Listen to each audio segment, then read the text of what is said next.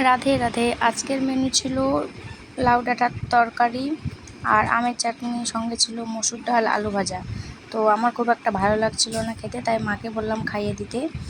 তো আমি এখনও বাবার বাড়িতে গেলে কোনো তরকারি যদি ভালো না লাগে বা খাওয়ার ইচ্ছে না করলে মাকে বলি খাইয়ে দিতে। তো সেই তরকারিটা খেতে খুব সে যেমনই তরকারি হোক না কেন, সে ভাতটা খেতে খুবই ভালো লাগে।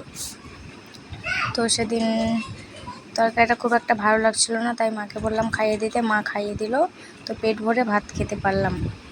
আমি যখনই যাই বাবার বাড়িতে তখনই মাকে বলি যে একটু খাইয়ে দিতে। আমার খুব ভালো লাগে মায়ের হাতে এখনও ভাত খেতে।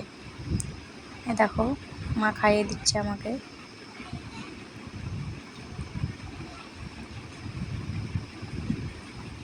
খাওয়া কমপ্লিট করে আমি এখন জল খাচ্ছি।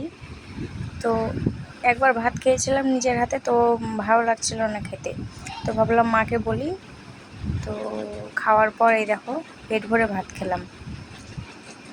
তো তোমরা এখনও কে কে মায়ের হাতে ভাত খাও একটু কমেন্টে জানাবে। আজকের ভিডিওটা এই পর্যন্ত, টাটা।